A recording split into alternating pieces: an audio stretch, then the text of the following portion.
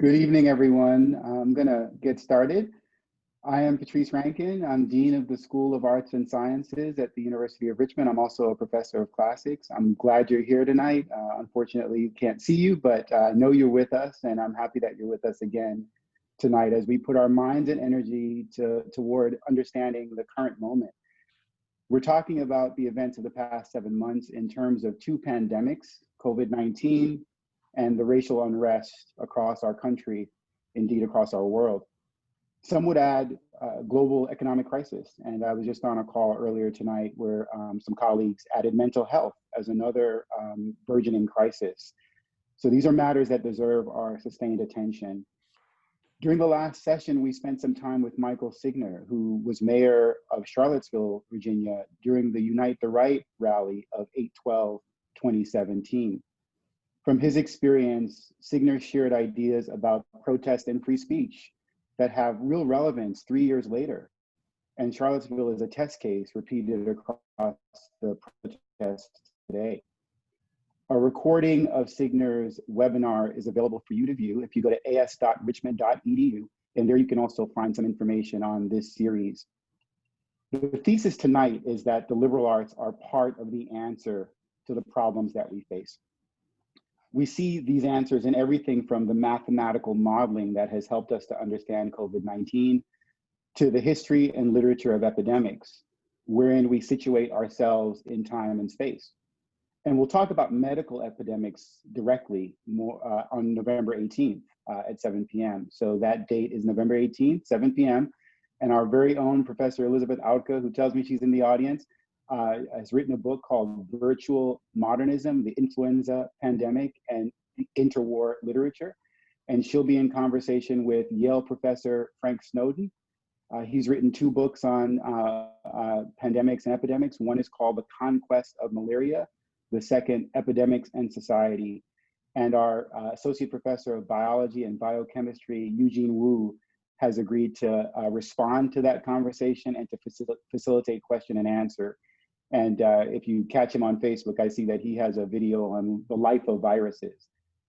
So turning to our topic for tonight, the definition of what the liberal arts are has changed from the time of the Roman orator Cicero, who was among the first to use the phrase.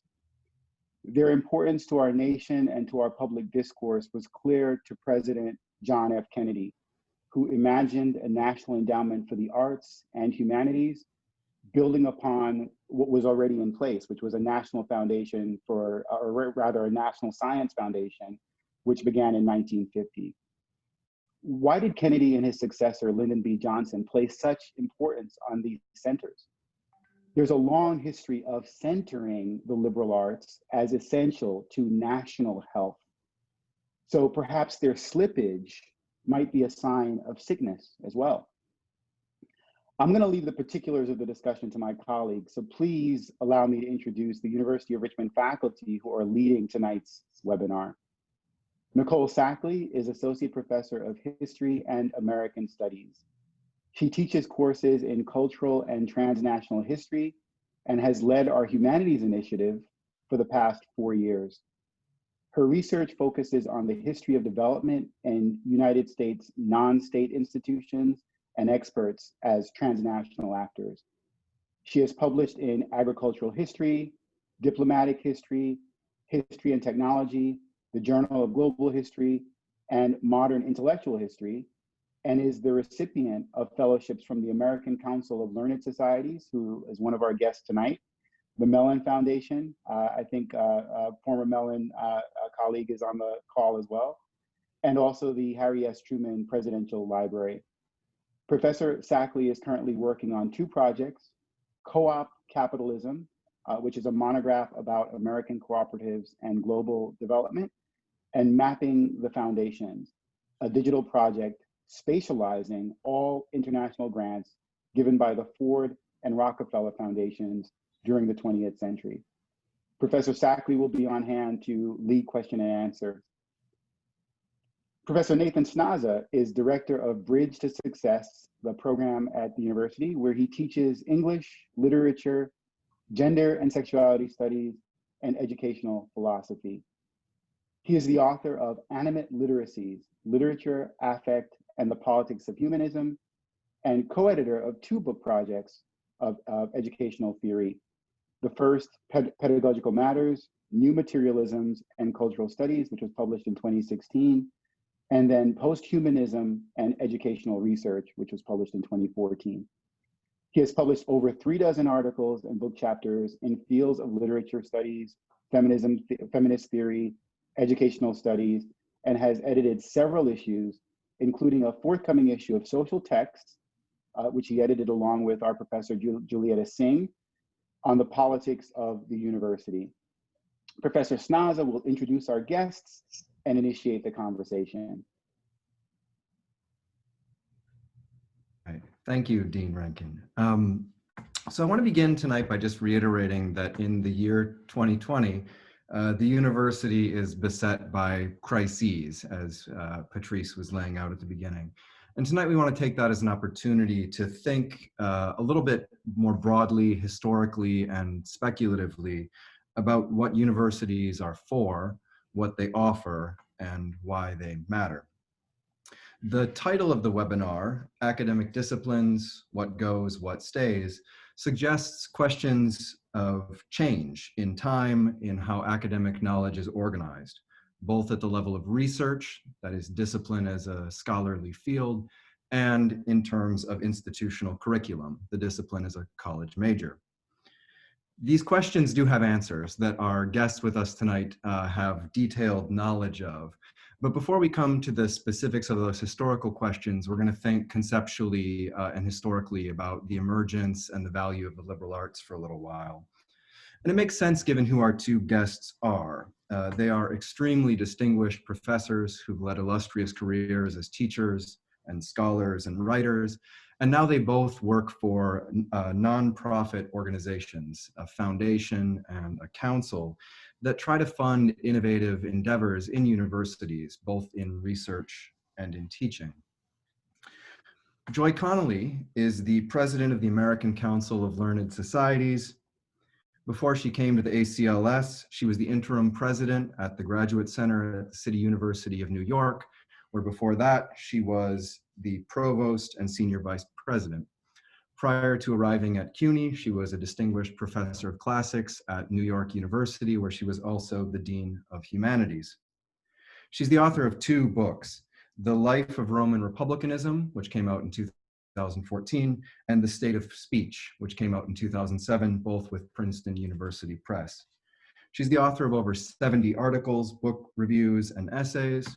She's on the board of the Journal of the History of Ideas and the board of directors for the Society of Classical Studies. And her writing has also appeared outside of academic contexts in spaces like the New York Times Book Review, The Independent, The Village Voice, the Times Literary Supplement, the Chronicle of Higher Education, The Nation, and Women's Review of Books. Andrew Delbanco is Alexander Hamilton Professor of American Studies at Columbia University and the president of the Teagle Foundation. Professor Delbanco's most recent book, The War Before the War, Fugitive Slaves and the Struggle for America's Soul from the Revolution to the Civil War, was published by Penguin in 2018 and was named a New York Times notable book. It was awarded the Anisfield Wolf Prize for, quote, books that have made important contributions to our understanding of racism and human diversity. It won the Lionel Trilling Award and the Mark Linton History Prize. He's also the author of a handful of other books, including College, What It Was, Is, and Should Be, also published by Princeton University Press in 2012, and my personal favorite, The Death of Satan, How Americans Have Lost the Sense of Evil, published by Farrar, Straus and Giroux in 1995. And in 2012, he was awarded a National Humanities Medal by President Barack Obama. So we have guests with us tonight who have enormous expertise, but who have quite different backgrounds. A classicist, and I'm not sure, Andrew, exactly how to characterize you. I feel like it spans the 17th century to the present. So I want to start by talking very briefly about the structure of what we're going to do. One thing I've learned by listening to a lot of jazz and reading Aaron Manning's work on choreography is that improvisation is not actually unstructured freedom. It's what happens when people who understand a form so well inhabit it in such a way that they can seek out spaces in which the unexpected can still happen. So to make this conversation as improvisational as possible, I've tried to impose a fairly rigid structure. So I've pre-circulated 4 questions, and I'll read each in turn, and then give Joy and Andrew time to respond. Around 7:50, we're going to turn the conversation over to the questions asked by all of you who are joining us this evening. Some of you submitted questions when you registered, and at the bottom of your Zoom screen, there's a little link that says Q&A. And at any point during the event tonight, you can type into that box where my colleague, Dr. Nicole Sackley, will be reading those questions. And around 7:50, she will jump onto the meeting with us to share those questions and keep the conversation going. We want to invite you, if you're asking a question, to identify yourself as students, faculty, staff, alumni, or community members, especially if it's relevant to the questions you're asking. And I also want to say that we plan to wrap up around 8:15. We know some of you, many of you, will have other things you need to care for this evening, so please feel free to leave then. If our conversation is still going, we'll keep talking, and all of it will be available after the fact when this is archived on the university's website. So I want to turn to my first question, which requires a little bit of setup, so bear with me while I talk for a couple of moments before I get to the first question for Joy and Andrew. There are, or there would seem to be, 2 rather different conceptions of higher education circulating in the United States today. One sees higher education primarily as job training, even credentialing, or at the very least about the acquisition of marketable skills for optimized participation in the globalized neoliberal economy.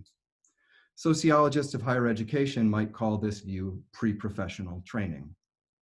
The other view, which likes to boast a much longer history, sees higher education as character development, as the guided individual development into what the Universal Declaration of Human Rights will come to call, quote, full human personality. This is the traditional liberal arts view. Sociologists of higher education, such as Jenny Stuber and Anne Mullen, have documented the ways in which these 2 views correlate strongly in the United States with class or socioeconomic status, with the wealthiest college attendees clustering at the prestigious private liberal arts colleges. Conceptual differences between a liberal arts and a pre-professional view tend to become very material, concrete differences in the lives of students, because they're largely institutionalized in different schools, in different majors, and even in different strata of institutions, with the Ivies and the private liberal arts colleges, state schools, community colleges, and increasingly online-only universities. So to give a sense of the liberal arts view, I want to quickly summon a few ideas from Andrew's book, College. As far back as we have written records, people have known that young people, people of a certain age, are capable of extraordinary growth, intellectual, spiritual, physical, sexual, and political. College, in Delbanco's account, comes from millennia of experiments with modulating the incredible power of that growth. When college, in roughly our contemporary sense, emerged in Europe, the idea was that those best suited to a life of service, whether that was religious, political, economic, or cultural, should not rush into careers, but should take a hiatus to live and study together. In working together, students would come to find out what they're good at, what they care about, and what they desire. A lot of Andrew's work is invested in Puritan traditions, and it's no surprise then that he claims the Puritan origin of the US university. And he turns to their theology to make one of my favorite points in the book. We educators know that every student is capable of extraordinary growth and achievement. But when, how, and if that happens is mysterious, unknowable. The Puritans called this unexpected event of life-changing learning grace. While the specifics of students' graceful moments aren't possible to know in advance, we have, over hundreds of years, learned that 3 things, especially in concert, make it likely. 1, having students live together on campus. where they bring an enormous diversity of backgrounds and experience, and they form the bonds that lead to the kind of learning that Delbanco calls lateral learning, learning from the side, from your peers. 2, learning from faculty who are experts. To hear people who actually create the knowledge give an insider's view of a field as it changes, progresses, mutates. And finally, having small class sizes where we discuss ideas together, pushing each other to offer better evidence, stronger logic, more careful statements about the world. These 3 things do not come cheaply, especially robust on-campus life and very small classes. And so liberal arts perspectives have tended to thrive most where wealth is enormously concentrated. So it's in that context that I think we might start to situate the challenge that the COVID pandemic offers us in universities as we try to navigate between threats of economic collapse due to decline in state funding, and declines in tuition dollars, room and board fees, and so on, and doing what's best for the health and safety of everyone connected with our institutions. The latest studies I've seen have documented that in the United States today, the pre-professional conception of higher education holds sway. In most of what I've read about how universities are responding to the pandemic, higher education is almost always framed this way. We talk about deliverable content. We try to quantify engagement. We assume that any disruption in classes, either because they've moved online or we have to adjust to the architectures of social distancing, cannot impede the delivery of the same amount of content and in ways that are engaging to students. Or sometimes they're even framed as consumers. If you think about some of the lawsuits that were filed in the spring of students seeking tuition dollars back because online education was an inferior product. If the goal of a university is to deliver as much information to students as they need to be successful neoliberal subjects, this all makes sense. But I wonder, what if we framed this through a traditional liberal arts question instead? What kinds of persons might we become such that we can not only function in this world, but undertake the work of changing and bettering the world? In a situation with serious leadership vacuums at almost every level of political organization, can we imagine the university rising to the challenge of offering us a different model of what it means to be a thriving, ethical person today? How might we think about this in terms of how people position differently at the universities as students, faculty, administrators can do to foster such reimagining? And how might we also think about how some of these entities outside of the university might play a role? Governments, donors, nonprofit organizations, and corporations. Joy, do you want to begin? Sure, thank you very much, Nathan, and thank you, Patrice and Nicole and everyone who is involved in organizing this online experience. I wish we were all there in person, but I'm very grateful and glad to be here speaking with you, and very happy to be talking with Andy, my local neighbor. Although you feel a little far away, Andy, right now on Zoom, but it's nice to be here with you. I think I come at this question really along the 2 levels you laid out, Nathan, that on the one hand, there's the public discourse around the value of education, which we've seen take an enormous and really unsettlingly partisan turn in the last 4 years in particular, but of course the roots of this partisan divide go back some decades now, and I'm talking about the party divide between those who value a college education and those who don't, and well documented in a number of polls and studies. So there's really a canker, I think, at the core of public discourse about the value of knowledge. And I would say among those, and I'm talking about the Republican Party, that's the most critical and skeptical of education at all levels. Without trying to diagnose their motives, I would say that's encouraging a fear, an atmosphere of fear and resistance to change, because that is what education fundamentally is.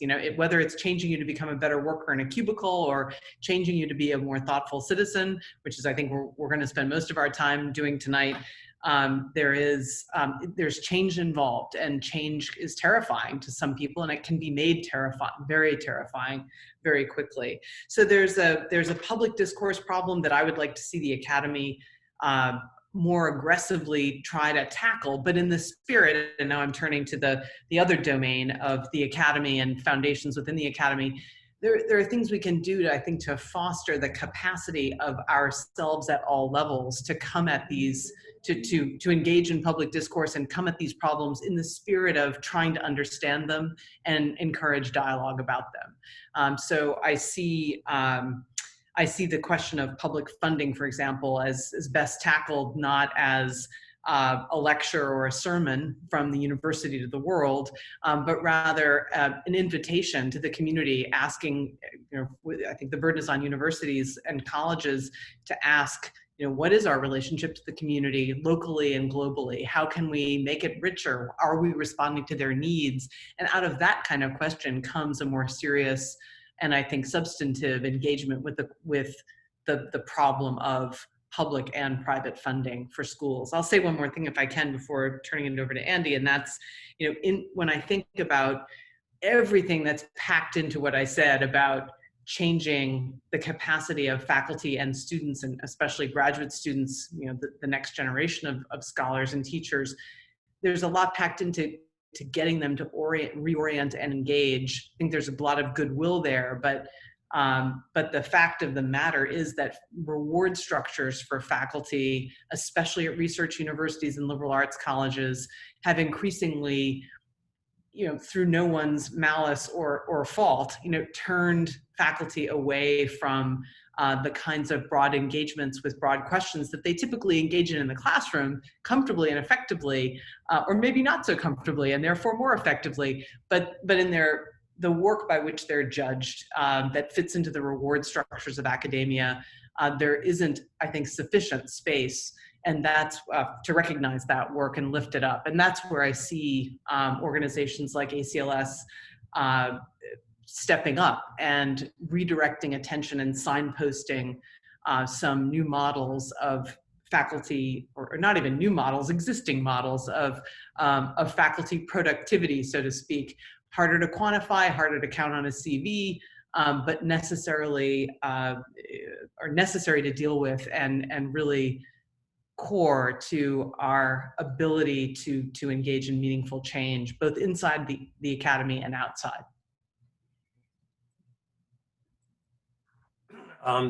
Thank you all for having me here. It's great to see you, Joy, and thank you, Dean Rankin, for the invitation, and Nathan for the very substantive introduction, which invites multiple responses. So that's going to be a challenge to try to not be too long-winded. Let me start with one of the points you stressed. You say quite rightly that historically, and I think the implication is regrettably, liberal education, and we can talk about what we mean by that as the evening goes on, but liberal education has been regarded as the province of the affluent. And the fact is, education of the sort that I think probably all of us and on the panel, and I think probably all of the rest of you who are tuning in, if that's the right metaphor for Zoom, probably agree, education of the sort that we believe in is expensive. It's expensive to put a well-trained teacher scholar in a room with a relatively small number of young people so that they can talk together and confront hard problems through a text that they have on the table or whatever material is at the center of the discussion. It's expensive. It's more expensive than putting one person at the front of a lecture room with hundreds of students, and it's much more expensive than putting one person on camera so that thousands of students can tune in, which is why there's a lot of pressure to go in that direction, because colleges and universities are under a lot of economic stress, and that was true even before the COVID pandemic, and it's going to be much more so as we get through this. So education of this kind is expensive. I think one of the pride-worthy features of our national history is that the United States historically has made quite a strong commitment to try to open the doors for this kind of education to more and more people than any society has ever done before. And, you know, one can tell this as a triumphalist story, which is a temptation I think we should resist, because there's a lot of ugliness along the way. You can go all the way back, starting, let's say, with Mr. Jefferson, who, as many of you know, regarded one of his proudest achievements was the founding of the University of Virginia, because he believed that democracy depended on an educated citizenry. Now, if you stop there, it sounds heroic. I think in some respects he was, but one also has to acknowledge, as we have been increasingly willing to acknowledge as a society, that he and the other founders had a very straight and narrow view of who qualified as a citizen. Black people didn't qualify for citizenship, and he had all kinds of odious rationalizations for why that would be true. Women didn't qualify to be citizens. So he had a very straightened view. But if we take the principle that in order to sustain a democracy, we need educated participants, I think we can probably agree with that. Democracy, as we're witnessing right now, every minute we turn on the news, is a fragile way of governing a society, and it's in a lot of trouble right now. And the institutions that have been created over a couple of hundred years are under a lot of stress and are pretty creaky and shaky in some regards. So democracy is hard to sustain, and we made a bet in this country that we could help sustain it by educating more and more people to be thoughtful and reflective, to have a sense of history. Lincoln insisted on that. He didn't have much formal education himself, but he said every person should have a moderate education, by which I don't think he meant a so-so education, but an education that would foster moderation, that is, that would foster civility and the ability to listen to other people and make arguments rather than throw rocks and bombs and shoot your opponent. The great W.B. Du Bois in Souls of Black Folk, and I didn't think to capture the quote verbatim, but this is pretty close, says, the purpose of a college or university is not to provide meat, but to teach, to open the mind to the aim of that life which meat nourishes. That is, these are institutions that should lead people to a reflective life, to think about what values they want to commit themselves to. So many of the great figures in our history have committed to this principle, and you can tell a political and economic story about how educational opportunity has been broadened. You can go to the Morrill Act passed by the Congress during the Civil War that created the land grant institutions that became the great state universities. The GI Bill, which we now know because good historians have opened our eyes to it, was, like so many other benefits of the New Deal, largely closed to African Americans, but it did expand opportunity for white Americans. The California plan that created the affordable public university system so that every high school graduate could go on for post-secondary education, the rise of the community colleges, so on and so forth. So there's a good story to be told here with due regard to the dark side of the story. And starting in the 1960s and 1970s, some of that darkness was redressed. That is, the barriers that kept Catholics and Jews and African Americans and women out of higher education began to come tumbling down. They still have a long way to go till we get to equal opportunity. So that's a good story. The trouble with it is that it's stalled. And not only that it's stalled, but in fact, we're in some respects going backwards. Let me throw out, I just jotted down a couple of numbers while you were speaking, Nathan. Something between a third and a half of the undergraduate students in the United States attend community colleges.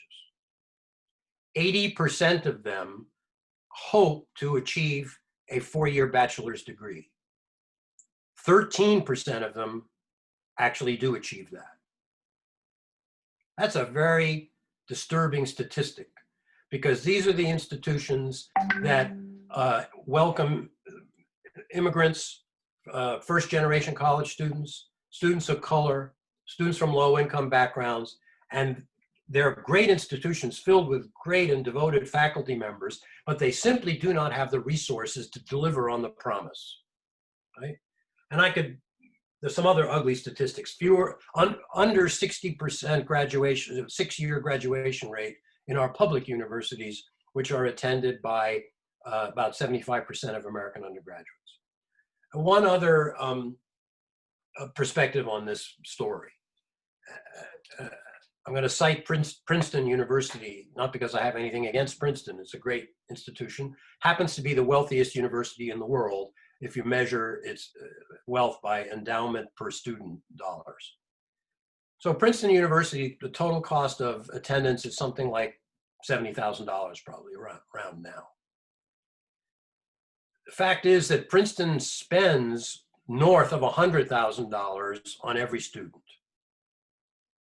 Now, what does that mean? That means that every student at Princeton, including those who come from very affluent families who are able to pay that $70,000 a year, and that's a lot of money after taxes to be able to pay that for one child in college.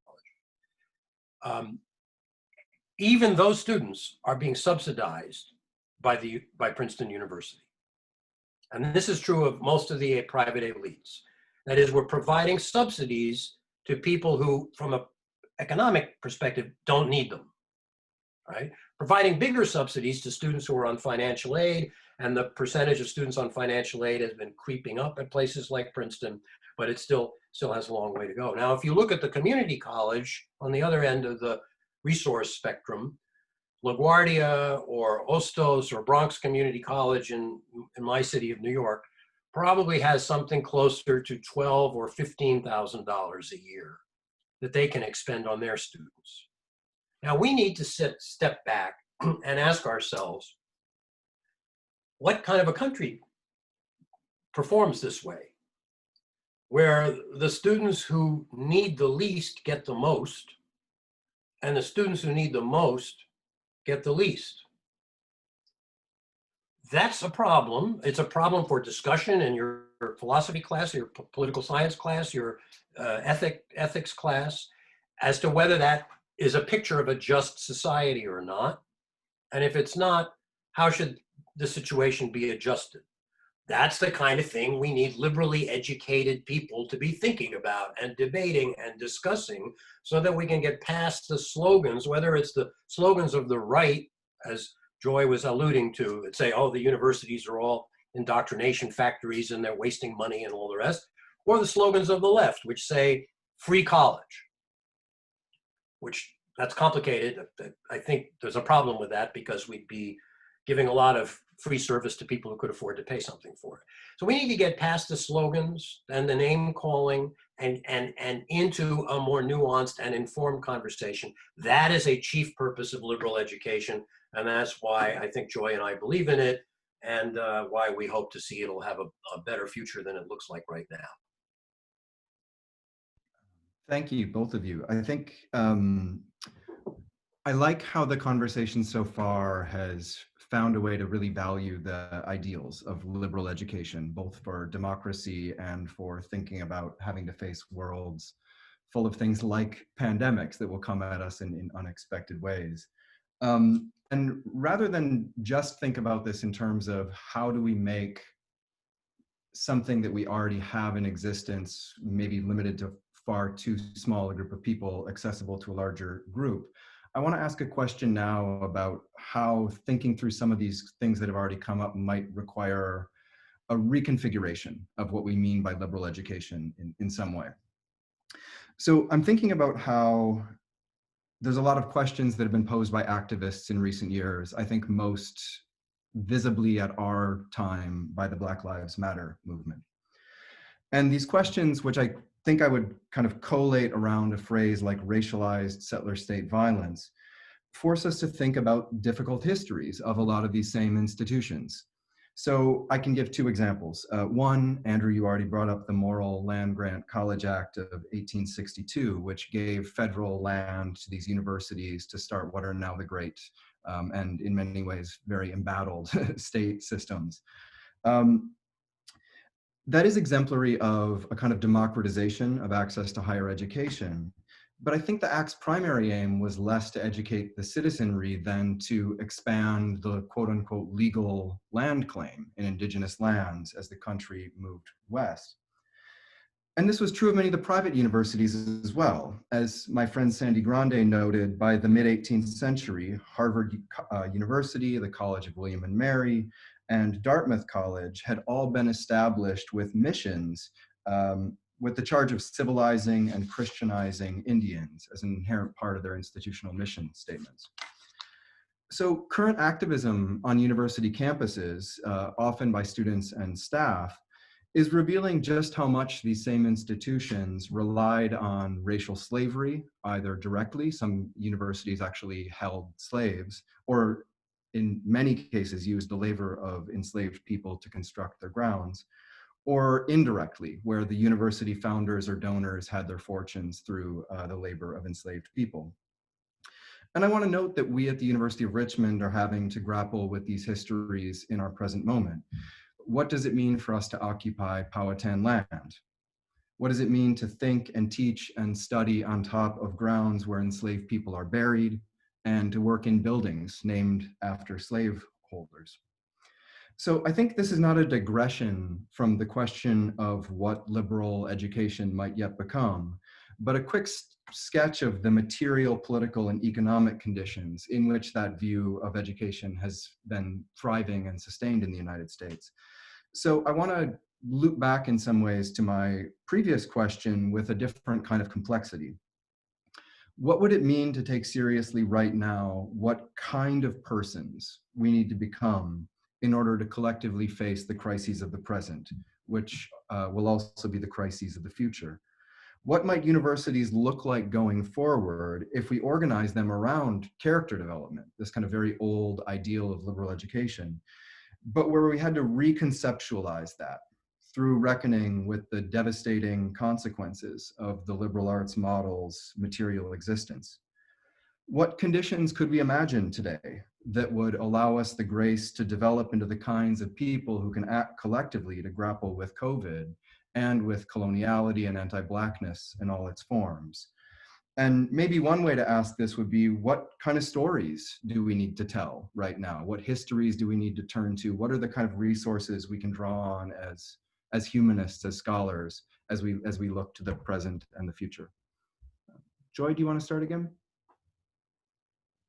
Sure, thank you. It's a great question. It's so rich, a million ways into it. I'm thinking of, and Andrew reminded me by thinking of, by citing an earlier U.S. president and his comments on the importance of knowledge. I mean, you reminded me that back in the very first State of the Union address, George Washington praised and called for the promotion of science and literature. And I think that link is so interesting, because he said, knowledge is the surest base of public happiness. And I think when we take all those words really seriously and think about making them operational, I mean, as Andy said, it involves us all together finding different collectivities and appropriate contexts in which to ask what kind of society we want to live in. And I would go so far as to say that right now, I mean, I guess I should frame this by saying universities are old things. You know, they've been around by some measures for a couple thousand years. When we look at the traditions of in China and in Greece, there's a lot of stickiness to the history and a lot of static, I think, inertia there, pressuring against change. But that said, I think there are possibilities that some of the pressures of COVID have opened up, you know, to push us to confront some of those worst sources of inertia in us, and to make the university more nimble. And what I mean by this more practically is to think about the ways in which the university and the college can be a constructive place for civic dialogue, starting with the experiences it offers to its students, graduate and undergraduate, and faculty and staff and local community, et cetera, as I said before, but to really reclaim, maybe not necessarily forever, we don't have to have universities agree on a shared mission that's going to last another few hundred years or another few thousand years, but for right now, in this moment, in this fast changing world, to embrace collectively together the mission that many individually have already embraced, but I would say not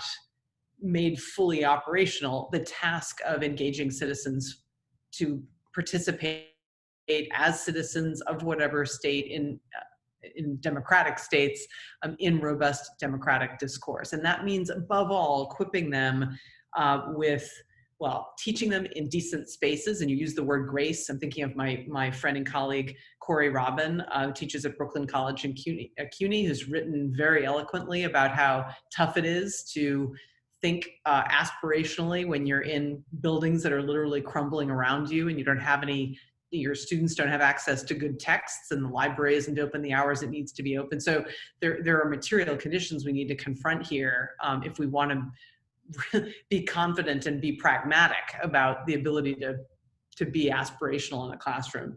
But then I think above all, we need to remember that we are accidental communities in our citizenry. And you mentioned Andy's wonderful emphasis on the unexpected. And the unexpected is the core of democratic existence with a small d, as well as in the classroom.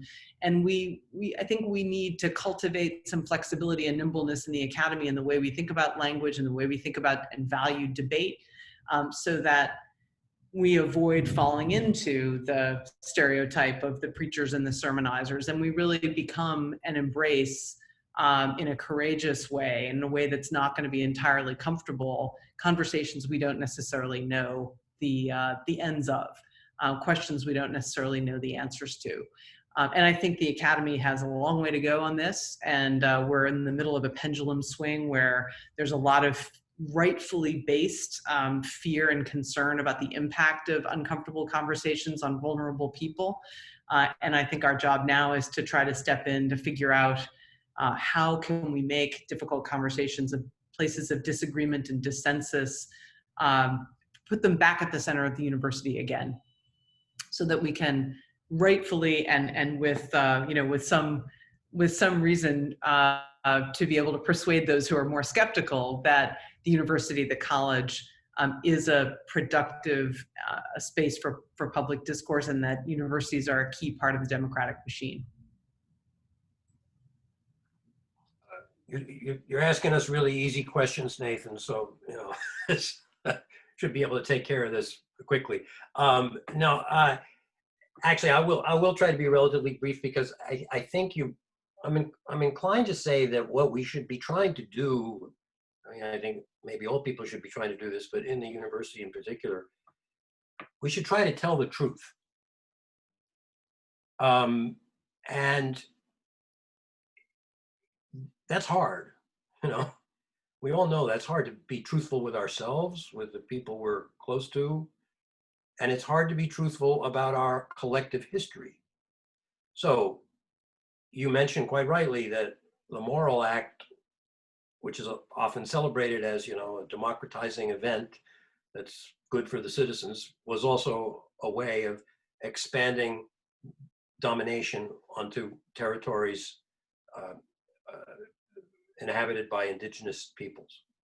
And there's a wave of very good scholarship in the last 10 years or so. It maybe began with Craig Wilder's terrific book called Ebony and Ivy, that kind of ripped the screen away from the pretense that these old colleges and universities were somehow virtuous and above the fray, whereas in fact, and it's not surprising once you begin to think about it, every college or university in this country that's been around for a while, whether it's in the North or the South, was in some way implicated financially in the institution of slavery.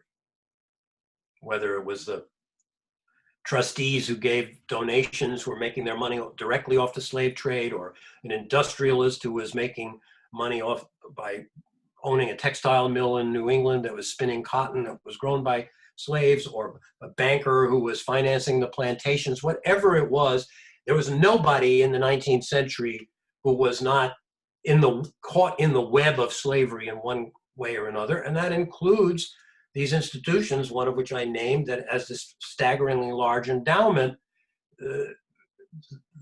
at the origins of which are some ugly, ugly human experiences. So we need to tell truthful stories.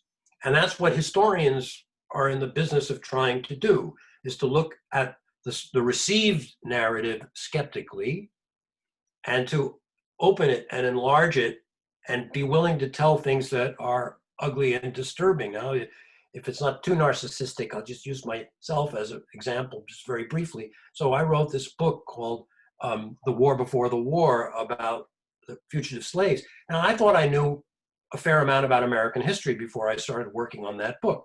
And what I discovered was, even if I knew certain things kind of notionally, by immersing myself in the history of the struggle of enslaved Black people to find freedom at risk of their lives over centuries, and how that story moved toward a kind of climax in the 1850s when the Congress passed an odious law to try to restrain those people from finding freedom.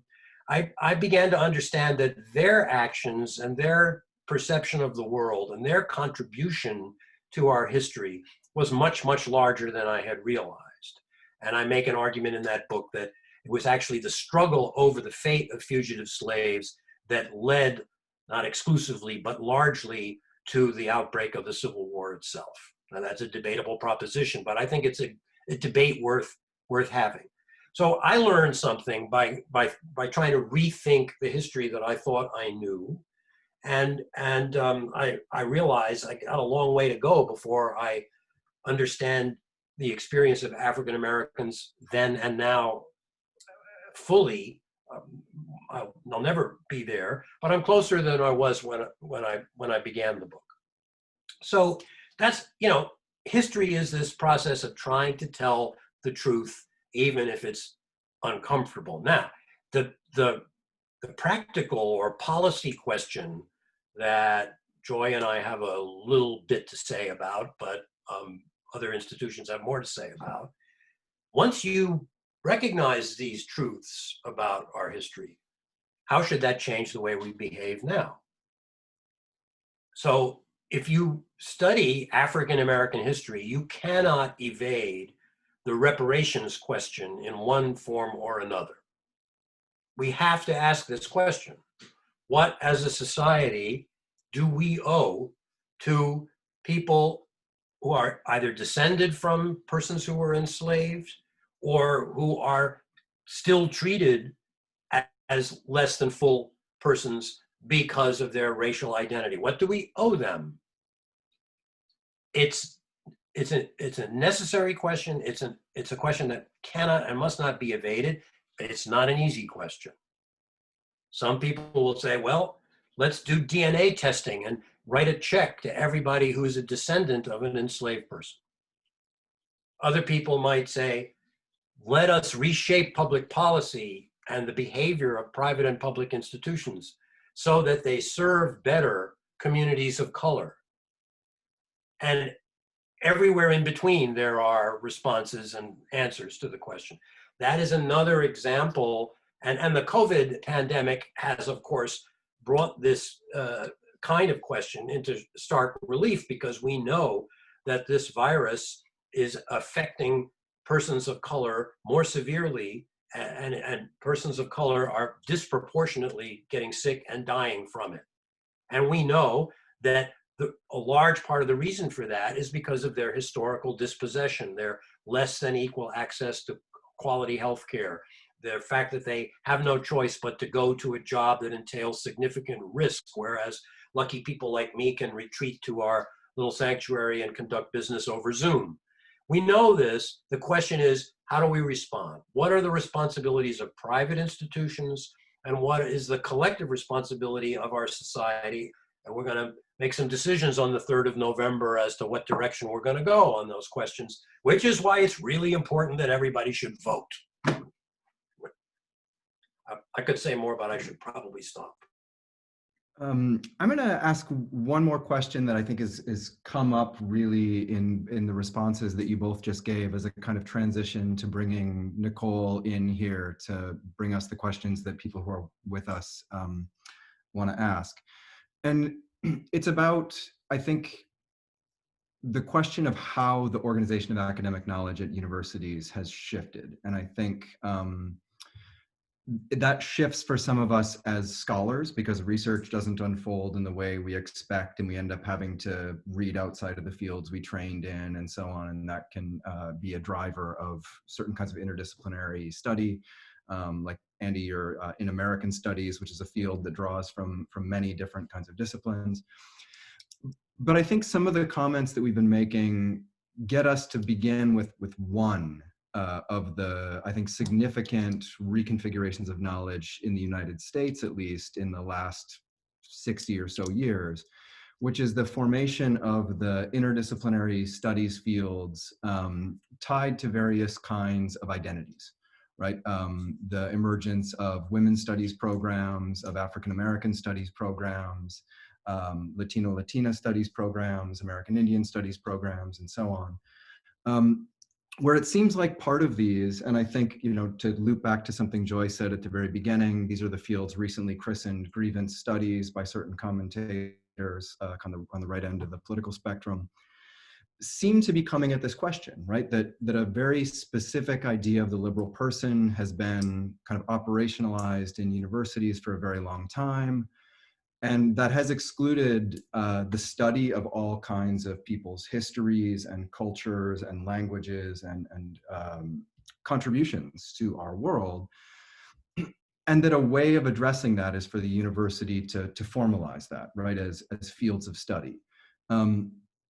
So I wondered if we could just speak really quickly to that as one of the ways that we're thinking about the reorganization of knowledge in terms of these interdisciplines. I think there are other ways that disciplines can and do change that have very different kinds of logics. But when people talk about these, you know, the way the university is changing, I think some of those programs are often held up as evidence of the change away from a kind of traditional curriculum. So Andy, maybe do you want to start by addressing some of those? Yeah, another easy question. Thank you, Nathan. And I may, some of what I'm going to say may be provocative and unpopular, but I'm a believer that this liberal education space that we believe in should allow for provocation and lack of popularity. The rise of departments or centers or divisions like African American Studies, for example, is very understandable, and it was kind of inevitable and necessary when it happened past the midpoint of the 20th century, because subjects like American history had been taught for way too long as if Black people just didn't exist, or that they were this, you know, this mass of laborers, and you might be a little bit regretful about that, but you know, there it is. So as the universities opened their doors to students who did not identify with the mainstream dominant story of our history about how white Protestants did everything right and nobody else counted, it was completely understandable that students began to demand that somebody should pay attention to them and to the tradition that they wanted to learn about and that they wanted to take possession of. So a way to do that was to create a new entity within the university where that would be the focus and the exclusive focus. And I think that's all to the good.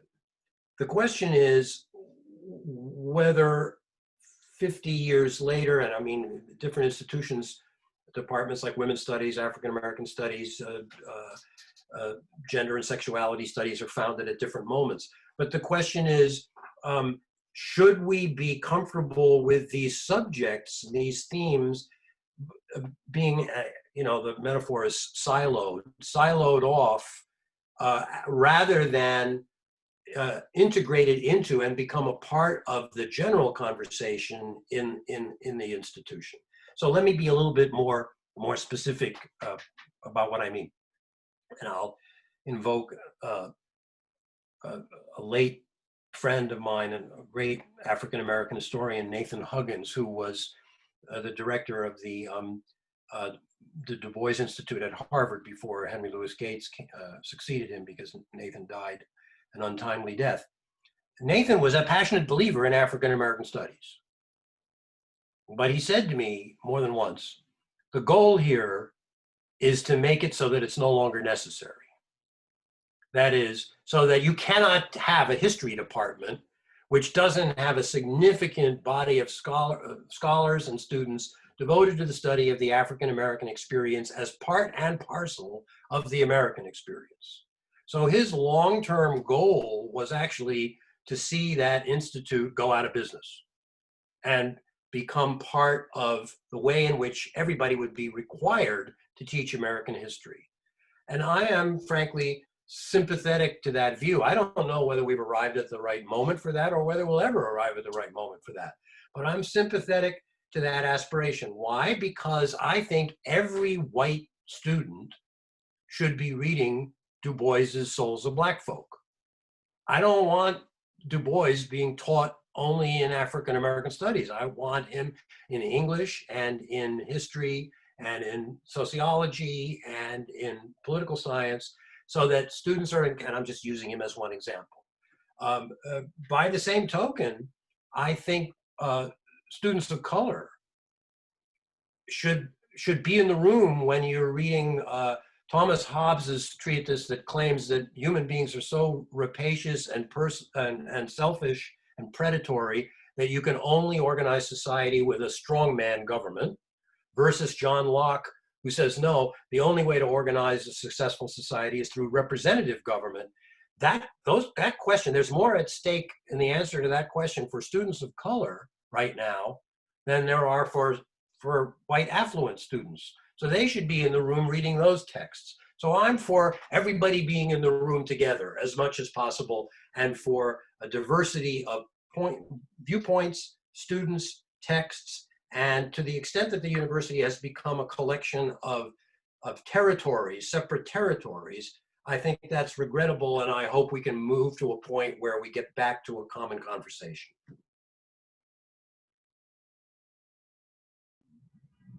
Thanks, Andy. That's terrific, and I will avoid what sometimes happens in faculty meetings. Everything's been said, but I'll say it anyway. So I'll try to avoid that and say and turn the conversation in briefly to what I hope isn't too much insider baseball when it comes to academia. But I want to come back to something I mentioned quickly earlier tonight, which is what we reward faculty for. And I think universities are themselves silos in competition with one another, and first movers when it comes to change. It's especially under economically, financially pressured circumstances, it's not an easy landscape in which to contemplate major change. So I'm thinking about, the U.S. News Report and World Report and its rankings. I'm thinking of the chase of boards of trustees and presidents and provosts and deans, and to a certain extent chairs of, getting from number 18 to number 16. The fact that that's been, a meaningful part. And I chuckle a little but I'm mindful. I'm very respectful of my colleagues in administration, and I'm not being critical or sniping by any means. But I think we need to draw attention to the way our conversations at the administrative level have been deformed, in my view, by this kind of goal. You know, what do we need to get to? And often what you need to get to, you know, when you're moving from 18 to 16 on some ranking, it's very problematic when it comes to the expenditure of dollars and the accumulation of endowment dollars and the accumulation of named chairs and those kinds of easily you know, the checklist of measured data, but that have really nothing to do with the student experience. So, I wanted to put your question about these interdisciplinary programs into the larger context of what are we counting, what are we measuring when it comes to impact, you know, at the university level and at the level of the experience of the individual student. As for interdisciplinary studies and their importance historically and now, I would say the most promising movements that I'm seeing from my perch at ACLS are those schools that are empowering their faculty and graduate students to think together about programs we could call hybrid that are meeting undergraduates where they are, respecting undergraduates' own sense of need of a credential and need for something they think is marketable. And we could talk about how students' beliefs about what's marketable are really misguided. And I think there's good evidence to suggest that students are not good predictors of the value of an English or a music or art history degree. They're actually wrong. They don't know the data in many cases. But you know, the fact is that millions of students out there need to be reached out to. And so those programs that, especially the interdisciplinary programs you mentioned, but also traditional departments of English and anthropology, those programs that are in departments that are doing the best job of saying, look, we're gonna teach you how to grapple with the world in all its aspects, most especially as a citizen, as a worker, as a person who's trying to, you know, make a livelihood for yourself and your family, and who's also thinking about, as you put it earlier, how to change the world to make it a better place. That really has to be all those things, and so to the extent to which either interdisciplinary programs or traditional departments succeed in crafting degree programs that speak to students where they are, I think that's where the hope is, and that's where the data suggests we should go. That's wonderful. Thank you both.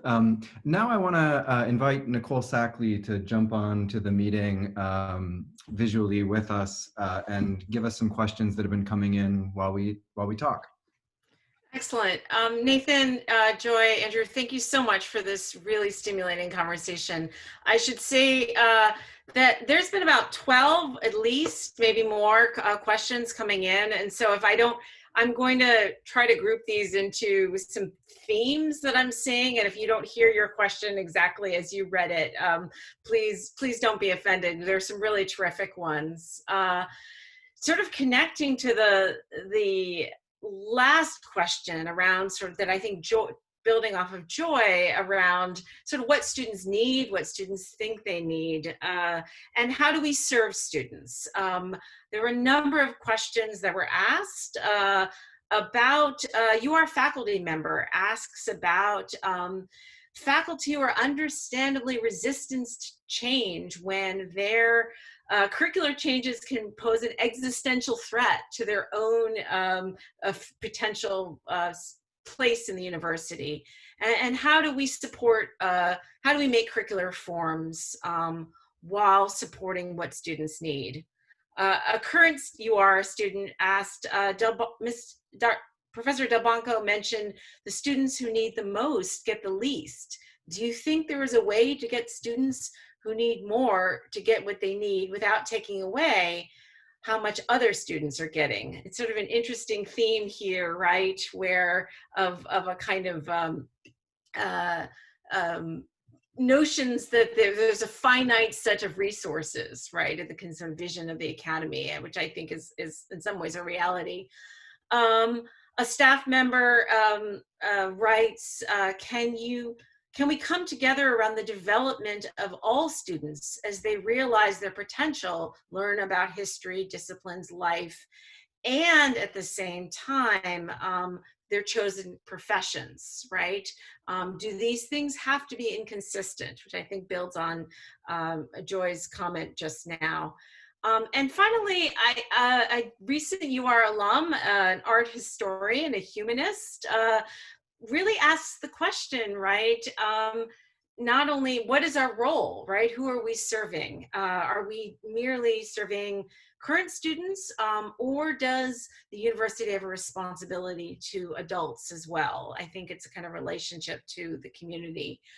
I wanted to build on that, maybe to raise a question about the language, just my own question about the language of citizenship that many of you have been using. We've been talking about democratic citizenship, about the democratic commons, but I think that a number of Nathan's comments around the realities, right, the history of the university as a fundamentally undemocratic institution, perhaps we also need to recognize the ways in which citizenship itself today is loaded, and who has access to the democratic commons, whom among our citizens are undocumented.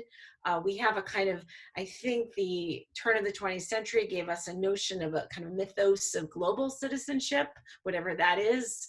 But perhaps actually we might critique the question of the liberal citizen that sits at the center. So in some ways, which I think in my own mind connects to this idea of who are the students that we are imagining, right? And so I think there's a lot of questions around that. Do you want me to stop, or I should maybe just, given the time, maybe run through? What do you think, Nathan? Run the table? There's a lot there. So if that's one question, maybe why don't I stop there, and I think we got one more and we'll have time for. Thank you. If I may, I'm just kind of chafing at the bit to respond to some of these excellent questions. So really quickly, to the person who said, is there a way to give more to the students who need more without taking something away from the students who are getting more? I think the answer is no. That is, resources are finite, and the society has to decide how to allocate its resources. And we've allocated too many resources to people who have them already. So that's a big, large gauge political statement. What that means inside a private university, I think I've said this, it's a bit of a catchphrase. Private institutions have public responsibilities. The wealthier the institution is, the more responsibility it has to serve not only students, but the public around it better than it's doing. Just as a quick reminder, there really is no such thing as a private university, right? Because it may have private governance, but it's not paying taxes on its property. It's getting donations that are tax deductible for the donors. It's getting federal dollars to support students and to support laboratories. So all our institutions are public and have a public responsibility. To your last point, Nicole, I completely agree, and I was uncomfortable using the word citizen, but it kind of found its way into my mouth. I mean, precisely because this citizenship status is so contested right now, and there are so many people in this country who have been excluded from it, who should be full participants in our society, and we can only hope that we'll get to the point where more and more of them can become so. But the question that I really want to just take a moment on, and I hope this won't come across as special pleading or advertising, is the question of curriculum. And if I remember correctly, someone asked more or less, how do we respond to the dual needs that students have to be prepared for career, profession, to get that practical skills training that they want and deserve, and to get something like what we've been talking about here tonight. And I would begin with the observation, I suspect there's a certain amount of preaching to the choir going on here. That is, we've got 5 people on the screen and 80 some people in the audience, and probably we're all here because we believe in the importance of liberal education and don't have to be convinced of it. The challenge that we face is that our institutions have moved away from that conviction, and there are more and more students, and this is as true at the most elite institutions as at the open access institutions, are not studying literature and history and philosophy. We know they're not. The numbers of majors are going down, and that's just a fact of life. So what do we do about it? Mostly, frankly, what faculty, and I include myself in this, have been doing about it is to lament it and say, this is really a shame, and people just don't get that we're valuable. That's not very effective. So, in my role at the Teagle Foundation, we have just launched an initiative called Cornerstone, Learning for Living, which is an effort to revitalize what used to be called, and is sometimes still called, general education. That is to say, students arrive in college, yeah, they may have a major in mind, and at the moment, and for the foreseeable future, they're more likely to go into engineering and computer science and the health sciences and business than they are to go into English and history, and that's okay with me. And it's very understandable given the financial pressures that they're under and the excitement that those areas of life have going for them. But the institution still has an obligation to reach all those students and to equip them better than we are now doing to have this kind of conversation. How do we think about reparations? How do we think about economic inequality in our country? What do we make of our history, and how do we respond to it in the present? These are humanistic questions. They are values questions. They do not have technical solutions. The COVID pandemic raises humanistic questions. It's a health crisis, yes. It's an economic crisis, yes. But it's also a values crisis. How many people is it okay for us to let die in order to keep the economy going? What is the obligation of a person to wear a mask when it's not necessarily about the welfare of that individual who may say, I got freedom of choice and I can get the disease if I want to, but it actually also affects other individuals? What are the ethics behind that? What does religion teach us about that? What does philosophy tell us about that? And what does science tell us about that? These are the questions that arise in a liberal education classroom. So to cut to the chase, we have to provide such a learning space for incoming college students. That is the moment when they're going to be open to these questions, when they're willing to spend some time and energy reading books that raise these questions before they go off into their separate majors. So we have a program that we are basing on a very interesting experiment at Purdue University, and very quickly they had fewer than 10% of the graduates of that university, which is a very distinguished technology institution, fewer than 10% had taken a single class in literature. Fewer than 7% had taken a single class in American history. So with some inspired leadership from a particular faculty member, Professor Melinda Zook in the history department, she went to the humanities departments and she said, hey, folks, you don't have any students. That also means that your graduate students are not going to get hired because the departments that they want to get hired by don't have very many students. What you need to do is to come to the students. If they're not coming to you, you go to them. Come into the general education program. They designed a course, capped at 30 students per class, a list of books, a big list, 200 books. It's not an old, 10 classics by dead white males list, a big list. Pick half the books from this list, the other half books that you're excited about, that you want to teach, you've always wanted to teach. Go into the room with these students and get them excited about reading and thinking and asking these kind of questions. And you know what happened? It's not compulsory. Nobody's requiring it. The first year they had like 50 students. They've got 4,000 students now taking 2 semester-long first-year courses called Cornerstone Transformative Texts, in which they are reading some of the texts that I've been mentioning: Jefferson, Hobbes, Locke, Shakespeare, Du Bois, Baldwin, Morrison, a whole gamut of exciting and provocative writers.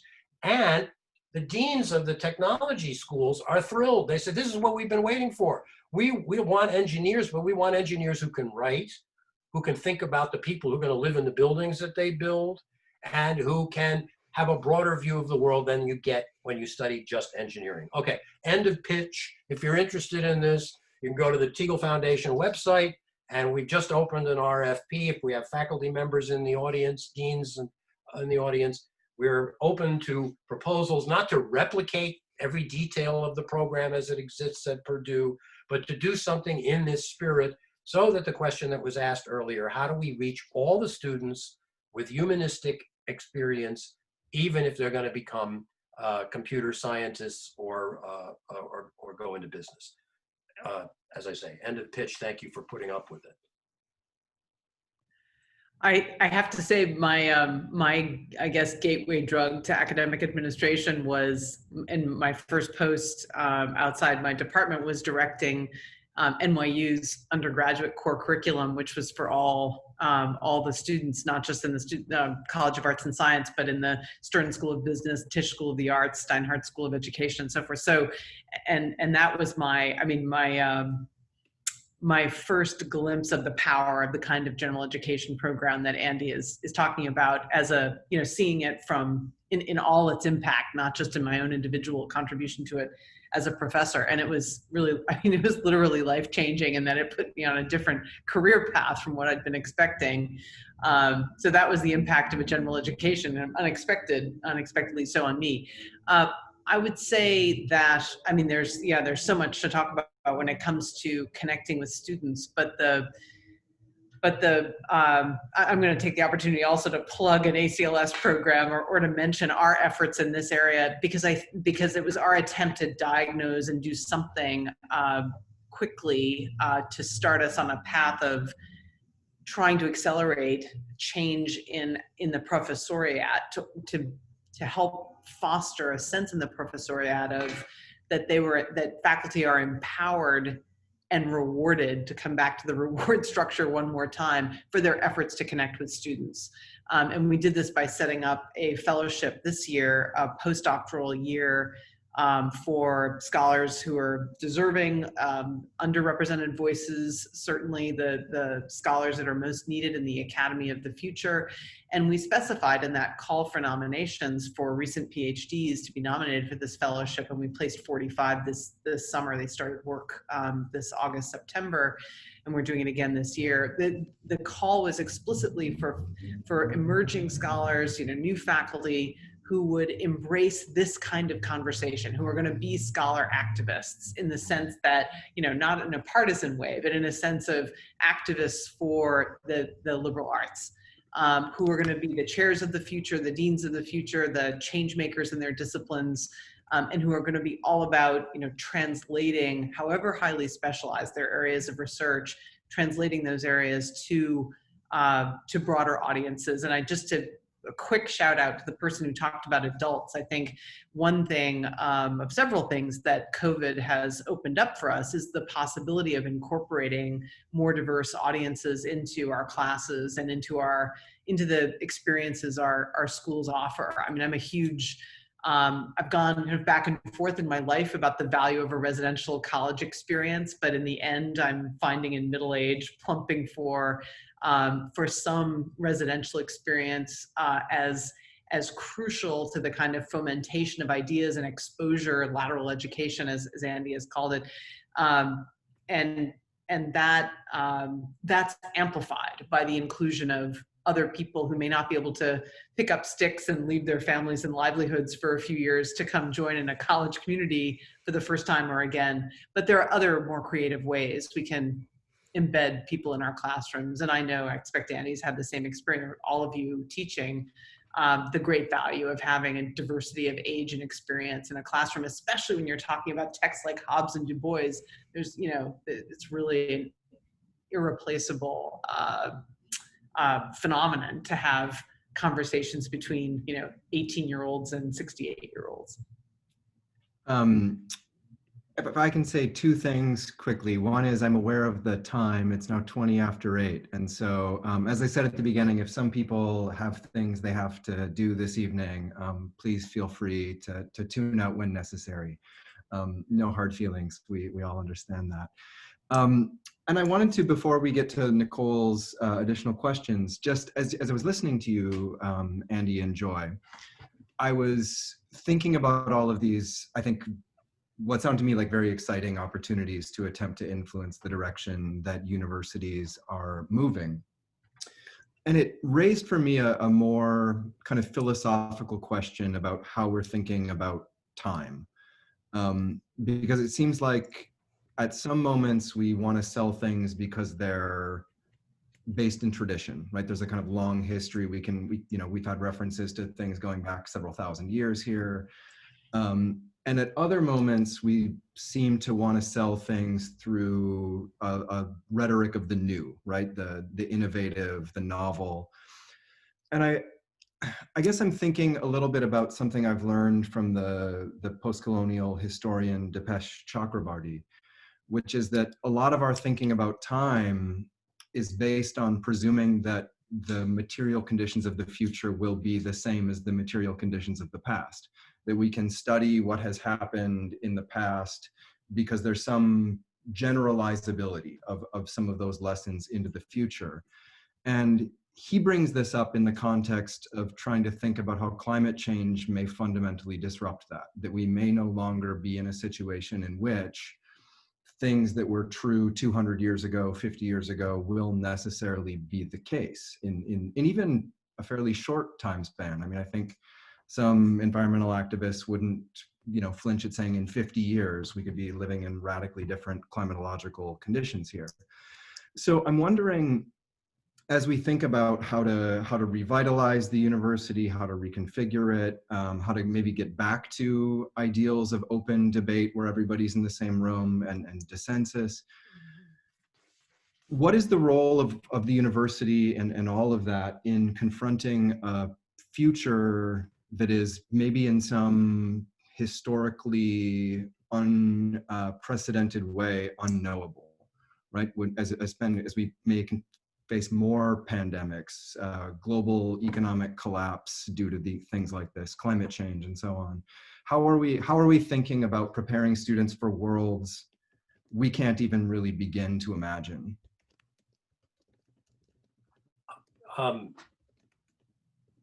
The future has always been unknowable.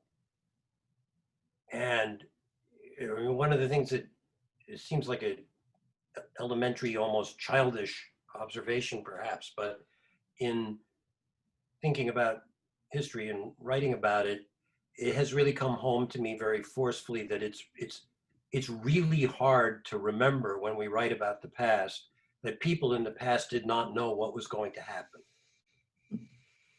I mean, this comes through very clearly. I wrote a book about the coming of the Civil War. Almost no one expected it to happen, and no one imagined what it would be like when it happened. They're the famous stories about Southern gentlemen offering to drink all the blood that would be spilled in the war, and Northerners saying, they'll be back in the Union next week. And 4 years later, we now have raised the estimates to roughly 1 million young people died in that war, and countless other millions of families that were affected psychologically and materially. And the total transformation of our society was simply unimaginable. So I guess, I'm not disputing that in 50 years from now, I won't be here to see that. The world is very likely to be in a state that we cannot imagine right now. I'm just suggesting that that's always been the case. Maybe the speed of change is accelerating, that's possible. But the bottom line is, and this is a bit of a cliche about liberal education, our job is to prepare young people to be able to think and to respond to the unexpected and to problems that cannot even be stated right now.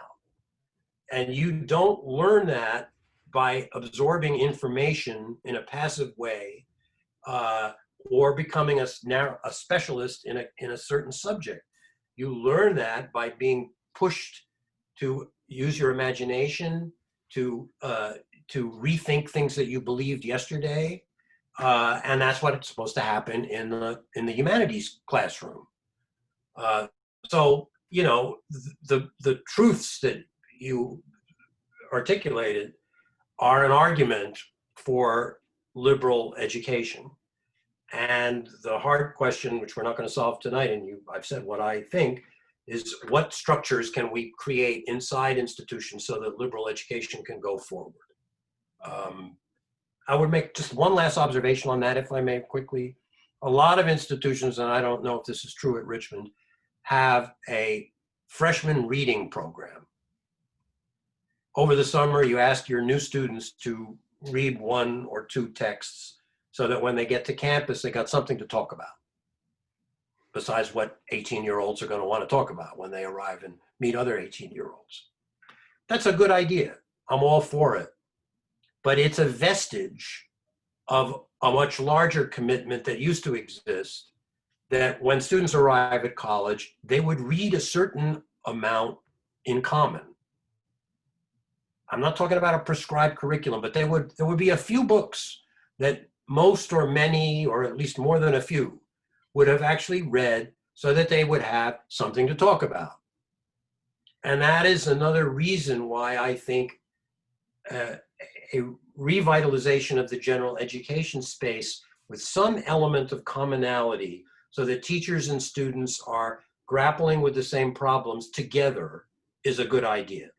It's really hard to make it happen because faculty will be resistant and all kinds of other reasons, but it's not impossible. It can be done, and the Teagle Foundation is here to help you. Thank you very much.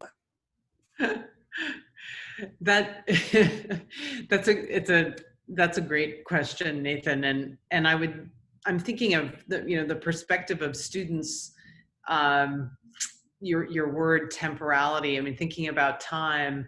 I think that if I could unlock one aspect of student mentality, and I'm not blaming the students, and there are many, I would also unlock the institutional mentality of the structures that recruit students and prepare them and bring them into college.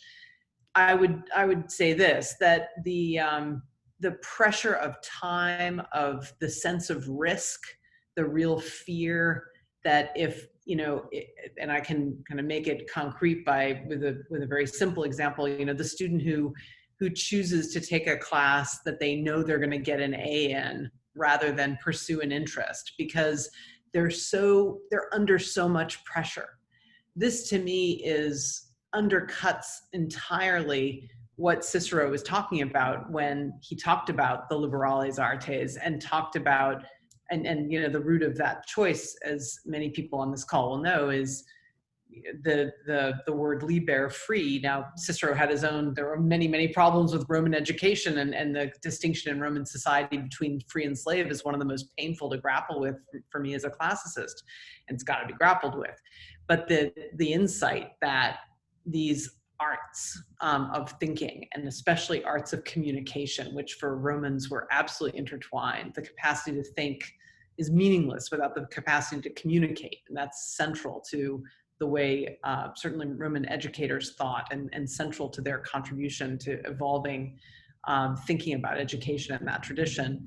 But students are not free right now in many ways because of the systems that they are imbricated in from the minute they start preparing for the SAT or comparable kinds of structures of discipline, and I would say oppression. So to try to find ways to empower students, I think natural and right resistance to those kinds of pressures. A lot of them want to be free of them, but they're responsible people, and they typically want to do the right thing. They want to please not just their parents, but their own expectations of themselves. They want to do well, and I think to reorient the measure of what it is to do well in college. Maybe that's making some classes without grades. Maybe that's thinking about, encouraging students to take, or compelling them these days because they're so driven, driven by fear often, or driven by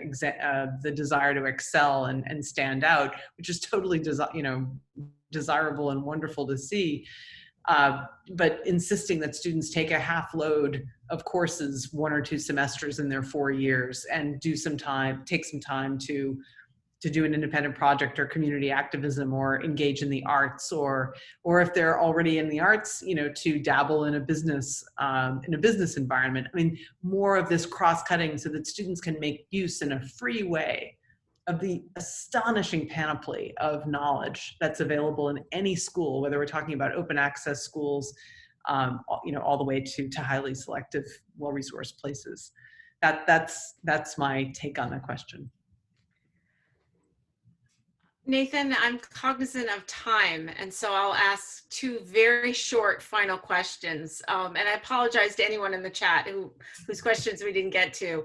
At first one I was about to ask, and then with Nathan's reference to Chakravarti, I want to pull back. But my single favorite question was asked by an 8-year-old community member who wanted to know what college would look like when she attended.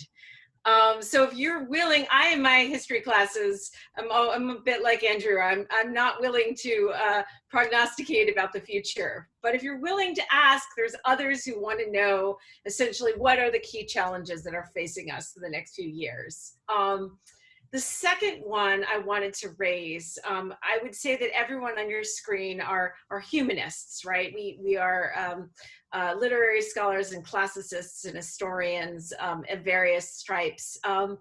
And Nathan's invitation, right, the connection between the traditional and the new, honestly raises the question that for our students today in this particular activist moment, it's not only a choice between Cicero's free men and the irrelevance potentially, right, of the humanities. But it's also increasingly the question of whether for some students, they imagine the text that Andrew is describing as not liberating, but imprisoning, right? So there's a discourse, a potent one today about the need to decolonize the humanities, to decolonize the academy. Nathan pointed to some very real and hard history about settler colonialism and the enslavement. So how do you respond to the question of decolonization? And if anyone wants to be a futurist, I'm up for that too. And I think we'll have to cut out there for others in the chat. And I'll try to be brief. I'll jump in because my own discipline, the dispute over its name alone makes it hard for me to say what I am. I've been saying for years I'm a classicist, but I'm certainly open to other labels of Greek and Roman studies or ancient Mediterranean studies. But even that doesn't really capture it because I feel like I've written almost as much about Hannah Arendt and her readings of Cicero and Virgil as I have about, well, I'm exaggerating, I've written more about the ancient authors, but my views of ancient texts are so profoundly informed by 20th and 21st century now readers. The temporal division, speaking of time, almost doesn't make much sense to me to call it ancient. Anyway, my discipline's grappling in a very serious way, and it's involved a number of quite painful episodes with the legacy of, I'll just say Greek and Roman studies especially in the American university and college. With the upholding and defense through well into the 20th century of ideals of virtue that were bound up in whiteness and highly exclusionary. And I'll bring it right to a contemporary debate. I mean, we're really grappling right now with questions about what it is to be educated at an advanced level, at a doctoral level in Greek and Roman studies, given the historical primacy of the languages of Latin and Greek, which are only available to a tiny number of students at very well-resourced schools, typically around the United States and around the world. So we need, in my view, and I've said this publicly many times, we need to get rid of those requirements because we can't have a gatekeeper that requires 3 or 4 years of study that just aren't available to 99% of students in this country. So we've got to figure out, like, we're educators, we can figure it out. We find the people who want to study at our field in this advanced level. It's up to us to, if we've identified a particular field or a particular skill like language acquisition to be important, let's deliver it. And I believe with confidence that we can solve that. But this is all assuming, to come back to the root of your question about decolonization, that these texts are still worthy of being read. And that's, as you say, the question on the table. And to that, I would say very as assertively as I can, but with an acknowledgement that this, like, the stuff of dialogue about this is, this is the dialogue we need to be having. So I'm not assuming I'm going to convince anyone who doesn't believe me if I say it more assertively or loudly, but I absolutely believe, yes, that there's that understanding a writer like Du Bois, to name someone who's come up a couple of times in this conversation. His sense of what an education was, of course, shaped by his time, but I think it would be really deforming his own intellectual agency to say that the texts that shaped and absorbed him and inspired him, and which he argued with, are off the table because we're morally in a better place than he was. I think that's the implicit call, the implicit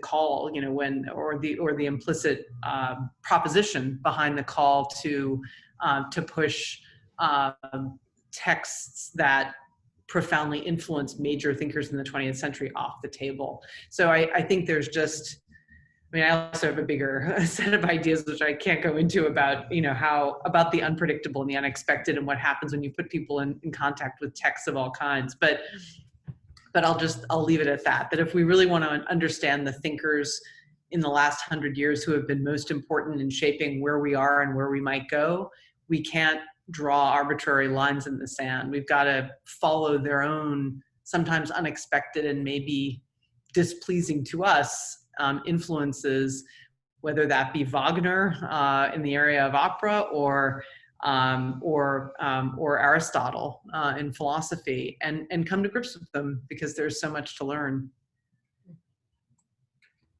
So very quickly, mindful of the time, first comment is another kind of a bit of a plug.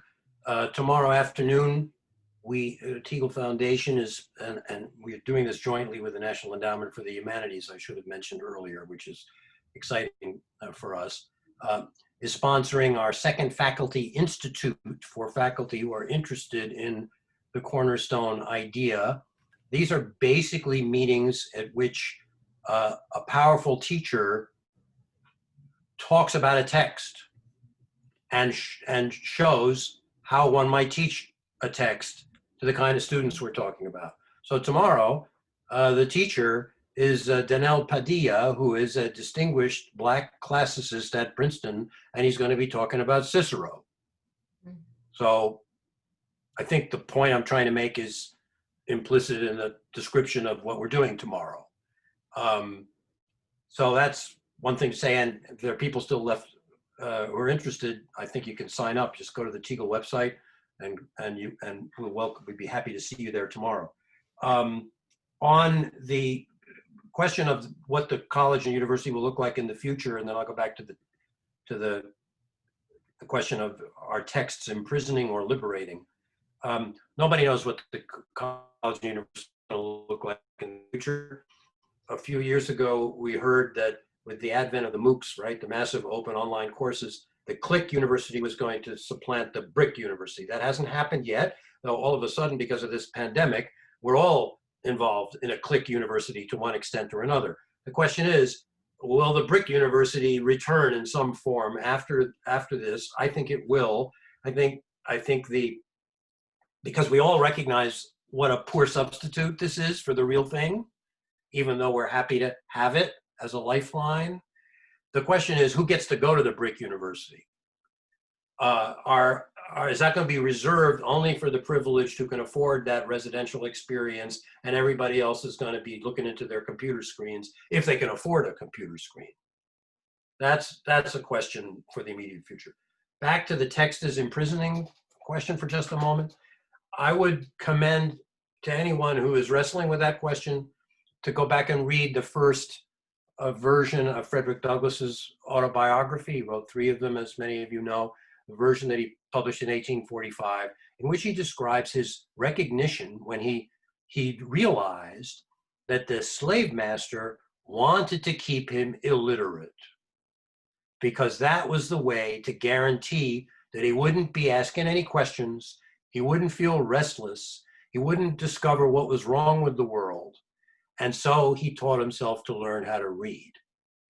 It was by reading, and he read classical texts, not perhaps in the original language, but in translation, and the United States Constitution and Declaration, and the major texts of the abolitionist movement that were coming out. He became educated and thereby became a great liberator. I don't think we should close the book on the table. We should open the book to more people, and to do otherwise is to cheat the people who are most vulnerable in our society. So thanks for letting me say all this preachy stuff. So mindful of the time, I want to wrap up now and say, first, thank you so much to Nicole Sackley for moderating all the questions coming in and organizing and grouping and giving us so much to think through. And to Dean Rankin for putting this webinar together and having the vision to put these things in place. And I want to say, just to remind you what he said at the beginning, that the next of these events is going to be on November 18th. It's called COVID-19 in Historical Context, which is going to be a conversation with Frank Snowden from Yale University, a historian of medicine who's written on pandemics, hosted by my colleague in the English department, Dr. Elizabeth Autka, whose book, Viral Modernism, The Influenza Pandemic in Interwar Literature, just came out a few months ago. And I want to give an enormous thank you to Joy Connolly and Andrew Delbanco for being here. It was a captivating conversation, at least for me, and one that I feel like has several hours left to go in it before it loses steam.